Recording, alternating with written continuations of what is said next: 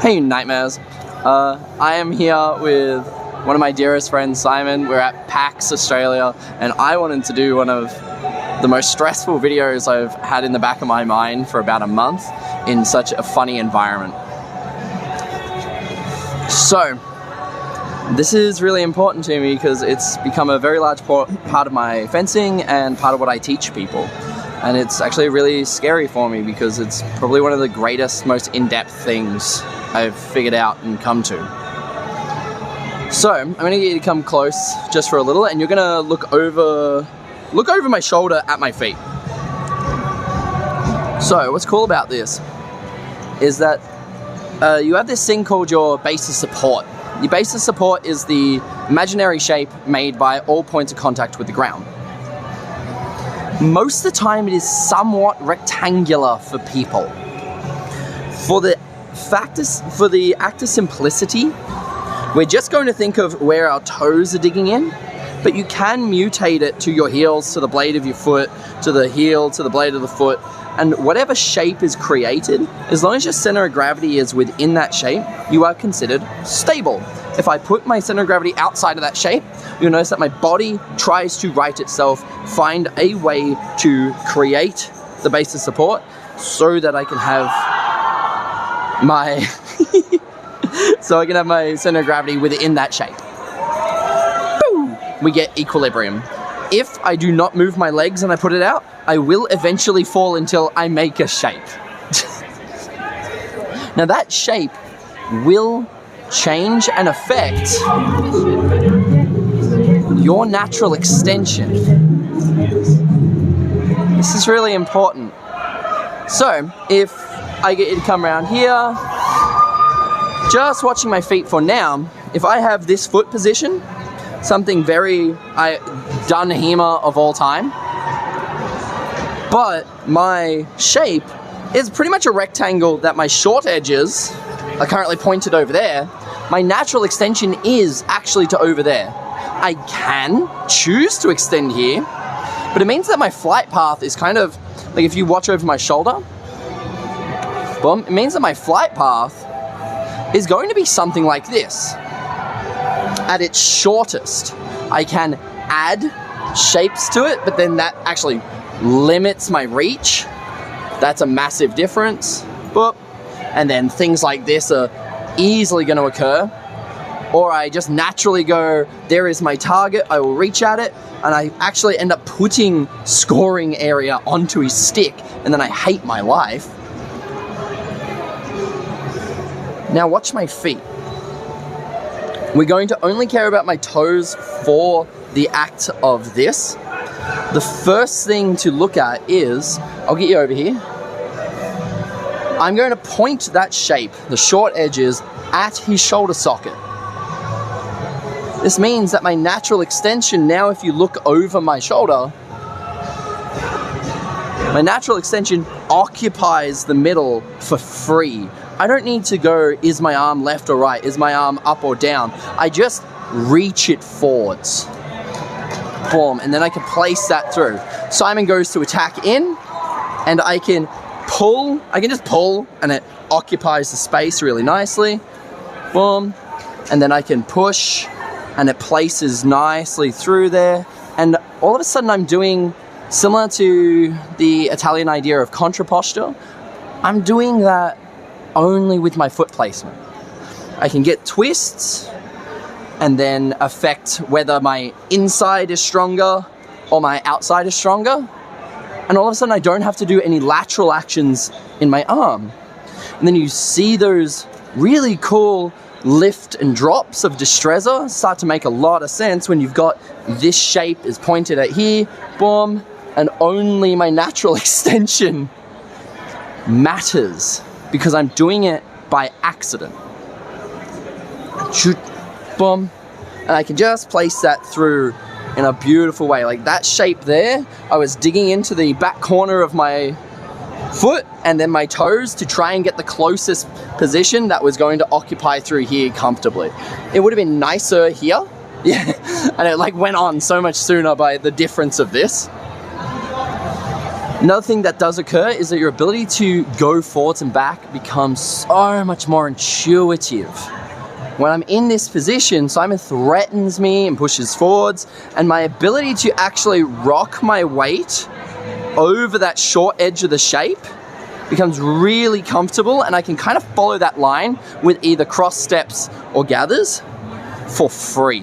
Even if I do a very traditional this and I dig in my heels, my retreat is really intuitive as long as it's pointed at that shoulder socket. If I point it at his middle, if I point it at his rear shoulder, all of a sudden threats here. Boom, cool. I'll just get to go over Simon's shoulder. My heels are this side. Yeah, that way you can kind of see what his sword sees. I'm currently pointed at that shoulder, but the threat here for me to get away from it actually puts me over the long edge of this shape. And then the actual natural retreat doesn't happen intuitively, but like funny spasms and oh shit parries can fly out, and then fun stuff just eats me. Boom!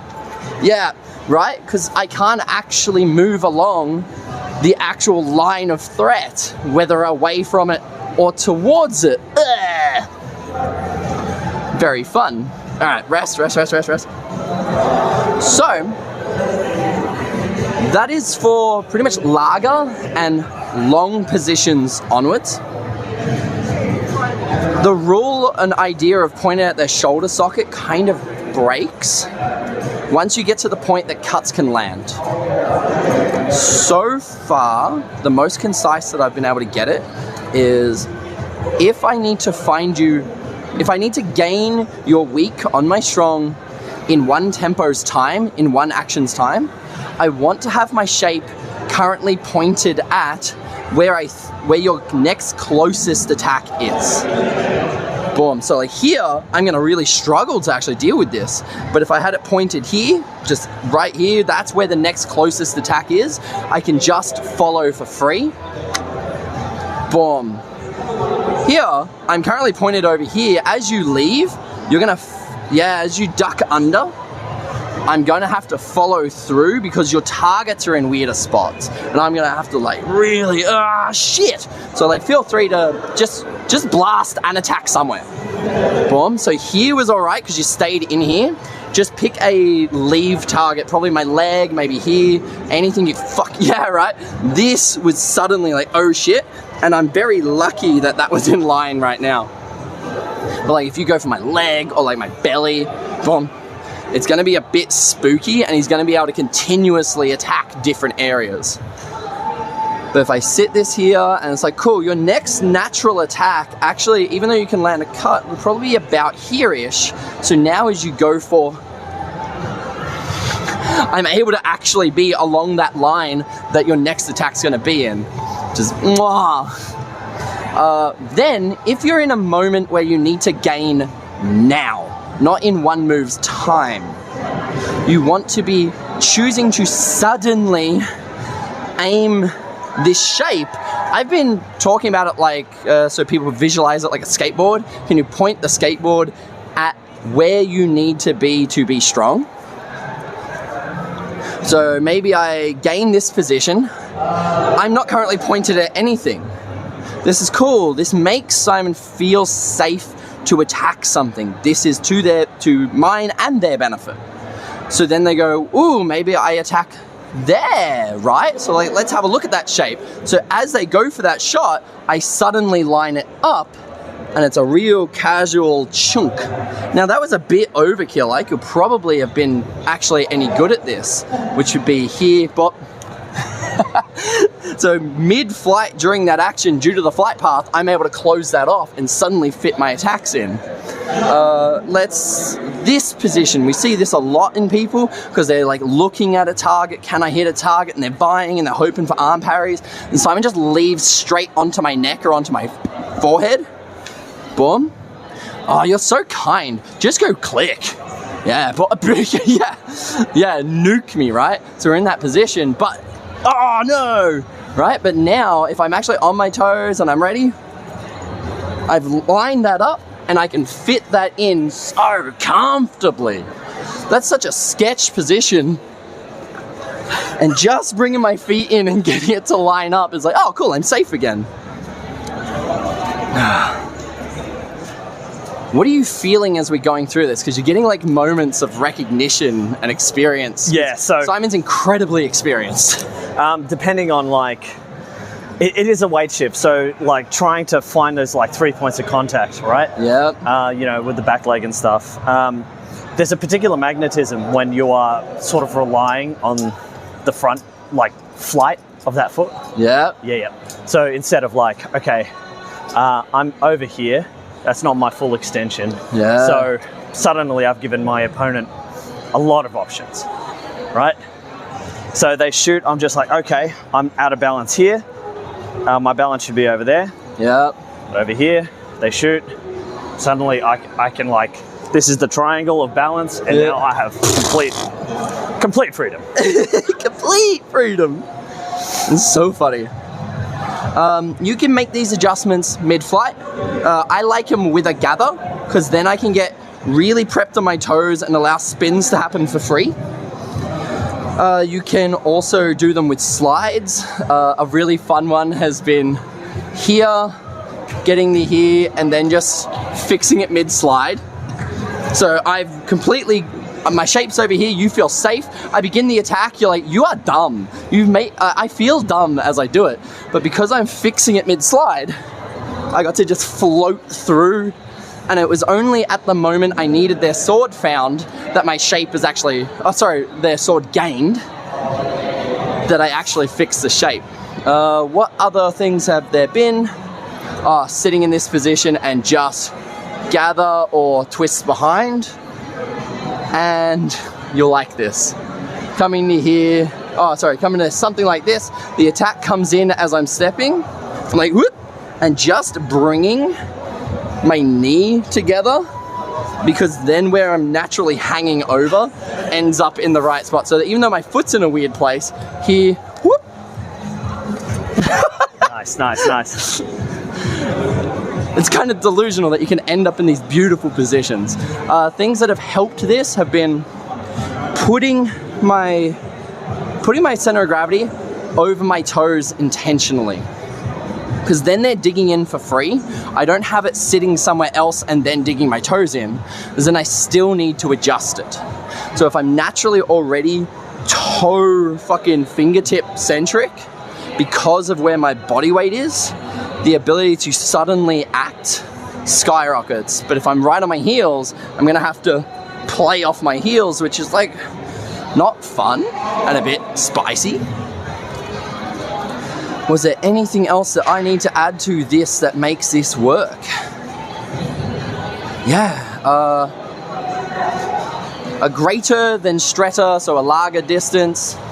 The shoulder socket is a pretty good idea. It's actually really, you're just tracking where their right angle is going to be in the future, which is super fabulous fucking contraposture ideas there, right? The second we get in closer, we really need to be thinking about their next moves, where they can go to, their shortest actions. Very contraposture, suddenly working very stretta-like, but it's making this, like where these are in space, is the greatest dial for it, that all of a sudden twisted in awkward positions becomes nowhere near as necessary. And you can see why the meta from that kind of thing to more upright makes sense as an evolutionary point. Anything else come to mind? No is fine. Brilliant. Yeah. This has been plaguing me for about a month to do this video. I've been working on these ideas since just before going to North America, and it's genuinely the scariest video for me because I'm yet to find a book that explains it like this, but this also explains so much of Tybalt to me and makes it like you don't need to read Tybalt. This feels like what he was trying to tell me the whole fucking time. Stress. Check in the description, you'll see a Patreon if you want to put any money towards it. You don't miss out on much. It is absolutely just so I can try and keep creating and keep tinkering and figuring out all these ways to actually describe and accomplish these things. And I want everyone to do sick shit. So, thank you all so much.